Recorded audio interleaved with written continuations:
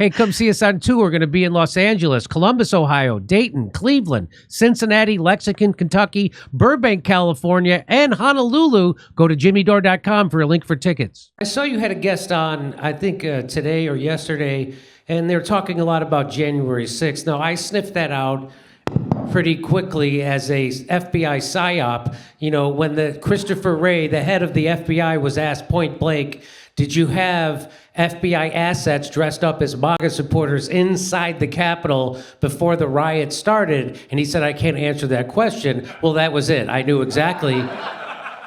And I knew that half those people showed up because they were pissed off about an election they thought was stolen, just like the other half of the country thought that Russia stole an election for 4 years. And they showed up to protest, and they didn't know it. Really, they were trying to overthrow the government, a bunch of guys in pajama bottoms and buffalo helmets.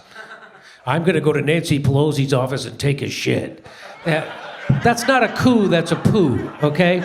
Yep.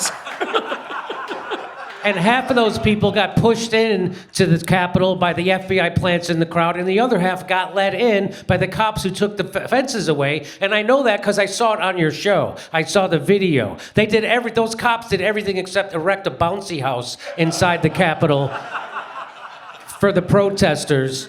And so tell me, so if that was an FBI setup, and we have, by the way, video, Mike Benz talked about it on my show, of Nancy Pelosi saying they've now trespassed on federal land. That's exactly what we wanted. So, of course, this was a setup. And so why is that important, and what does it mean?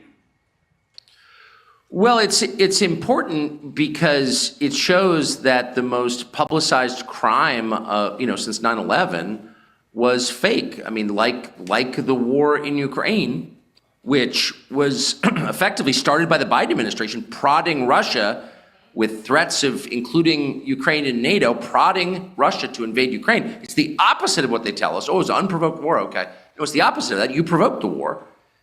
January 6th was not an insurrection. No, it was an op where Nancy Pelosi and others, I would say on a bipartisan basis, used the outrage of Trump voters who thought the election was stolen. People actually believe in the Constitution. Maybe they're wrong. I mean, tell me how they're wrong. We could have the debate. But these were not insurrectionists. These are people trying to defend the system they grew up in. They believe in democracy, unlike Liz Cheney. And they were painted as sort of the dangerous extremists. They were all unarmed. It was like an inordinate number of 65-year-old diabetic grandmothers with 2 bankruptcies. Ashley Babbitt was a pool cleaner.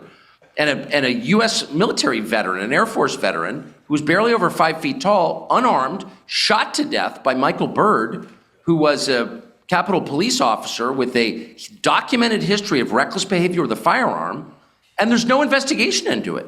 He's not censured? No. You know what happened to Michael Byrd? He got government-funded bodyguards to protect him at home because he was the victim of hate, because people ask questions like, are you allowed to just shoot unarmed women now? Without even explaining why you did it? Without even pretending there was a physical threat to you? They never even pretended. She was standing on the other side of the door. He murdered her. And everybody in Washington, almost every single member of Congress, almost 435, Republicans as well, said, thank you, Michael Byrd, for protecting us. This woman got murdered. I mean, you may hate her politics. You may hate her. You're not allowed to murder people. And no one's allowed to murder people. And the government especially is not allowed to murder people. And they just kind of let it, to this day, no one will talk about it. And her mother showed up on the Capitol to protest her daughter's murder, and she was promptly arrested for jaywalking. I'm not making this up. You can find the video online. So you just realize the whole point of this exercise is to usher in a police state. If I'm wrong, tell me how. But clearly that's what the point is. And rather than do it in a straightforward way, where you just dress up in a black uniform and beat me with a truncheon, that's bad, but at least I know what's happening. You do it in this feminized, passive-aggressive way where you enslave me and then lecture me about being immoral. There's something about it I can't tolerate it because it's too feminized for me. I'm a man. And I believe if you're going to attack someone, say, I'm going to attack you, and then punch him in the face. Because then we both know what's going on. What I don't believe in is shooting someone and then claiming you're the victim. Shooting an unarmed woman and then claiming you need protection because you're under attack. I can't deal with that. That's too dysfunctional for me. It's too dishonest. I agree, and I've had this conversation with many people, famously with Cornel West on my show, when he said that Donald Trump was a fascist and Joe Biden wasn't, because Donald Trump tried to overthrow the peaceful transfer of power on January 6th. And I was like, really? A bunch of Second Amendment gun nuts showed up to overthrow the government, and son of a bitch, they forgot their guns. Isn't that what? I bet they were embarrassed. I really. Hey, Mike, you got the guns? No, I brought mittens. Oh, shit. So what do Dick Cheney and Kamala Harris have in common? Oh, everything. Everything. A worship of violence. I mean, for years I defended Cheney. I know Cheney. I've been hunting with Cheney more than once. Ooh, dangerous. Oh, watch out. Dangerous. That was dangerous. No, I actually, for children. No, I literally have been. You're a survivor. So I just want to, I'm only saying that, obviously not to brag, but just to say this is a world that I'm very familiar with and a world that I spent an awful lot of time defending over the years. To my shame, I'm repenting of that now in a heartfelt way. I'm ashamed that I did that. But my conclusion is that a lot of the criticism aimed at Cheney originally was right. That this is a person who spent his life in the federal bureaucracy without risking anything, of course. And bureaucracies of all kinds, particularly ours, reward kind of feline behavior, kissing up and pissing down. They reward the most dishonorable kind of behavior. And people who spend their lives in them wind up in kind of a Walter Mitty state of mind, where they imagine that all the kind of disgusting infighting they're doing is actually noble, and they transfer this desire for heroism onto the rest of the world in the form of war. In other words, like if you're Tony Blinken, and you're clearly a guy who has no respect at all from his own wife, because no woman could respect Tony Blinken, how do you compensate for that?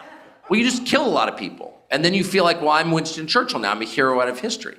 And clearly that's going on with Dick Cheney. And clearly that's going on with Kamala Harris. And I think it's one of the reasons, famously, that she put all those black dudes in jail for smoking joints or whatever she did, because it made her feel like, I'm tough now, I'm strong. But the truth is, it doesn't make you strong to hurt the helpless, the defenseless at all. It makes you cruel, it makes you a bully, it makes you a contemptible figure.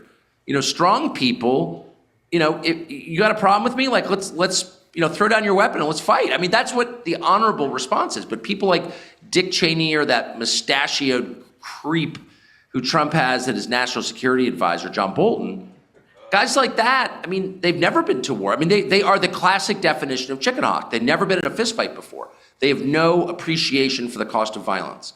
And so they inflict it. And Liz Cheney is out of a movie that way. And I will say, and I'm going to say something controversial, you'll probably disavow me, but I just noticed it, that, my whole childhood, I heard growing up in Southern California that we need more women in leadership because they'd be more reasonable and more peaceful. They'd be conciliatory, they'd be the mother figures. And I thought that sounded right to me. And I was not against that at all. But in effect, what we've seen is the most bloodthirsty people on the national stage are not exclusively women, but they're disproportionately women. They are. I don't know what that's about. No, I'm serious. Wait. Tucker, what about women with dicks, though? Well, that's, they're probably, honestly, I think Bruce Jenner's probably a little bit less likely to send you to war than Toria Nuland. Very reasonable woman. Very intelligent, very strong woman. They didn't say it. No, it's true. They didn't say it was. Like, what is that? Why doesn't someone account for that? Like, why is it every time I look around at someone in the Congress, the most blood, Victoria Spartz or whatever, a Republican, the women who are like, the members who are the most excited about sending some grotesque new killing device, cluster bombs to Ukraine, they're women. Like, what is that? Again, they've never been in a fist fight. Guaranteed. They have no experience of violence whatsoever. So, as someone who has had his ass kicked twice, I've had 2 black eyes because I got drunk and threw the first punch. And twice, both times, I got crushed because I was the aggressor. And what did I learn from that? First of all, I better quit drinking, which I did. And the second thing I learned from that is don't pick fights. Actually, you get your ass kicked. Time for a rematch, the black eye twice. Yeah, you learned something from that. Well, I figured these people thought that way when they started saying words are violence. And I was like, oh, you have not experienced any violence. Well, it also no, but they're violence worshipers themselves. Like, they're into violence. It makes them feel powerful. It makes them feel like God. Well, the anime, that's what I blame. Totally real. As my friend Keaton Wise said last weekend, Kamala Harris's whole life. Well, first she had an affair with Willie Brown, and then she married Doug Emhoff, and then now she's slaughtering children in Palestine. Her whole life has been one game of fuck, marry, or kill. And That's great. Here's my thing about the Democrats and any of them is that it's not natural. It's like, as a liberal, you mostly want to help on a street level. Like, most liberals don't want to run for power and get very high up. Same thing with women. Not that women don't want to run businesses, but they tend to be our nurses and they're care for people. There's a certain type of psychopath that wants to get that high that isn't normal. Nobody at that level is normal. so That's such an insightful point. Thank you for saying that. You're absolutely right. That answers my question, actually. That it's not that women are more for violence. I don't think that they are. No woman in my life is for violence, that's for sure. It's the women who ascend to positions of political authority. Man, they are disproportionately warmonger lunatics. Hey, come see us on tour. We're going to be in Los Angeles, Columbus, Ohio, Dayton, Cleveland, Cincinnati, Lexington, Kentucky, Burbank, California, and Honolulu. Go to jimmydore.com for a link for tickets.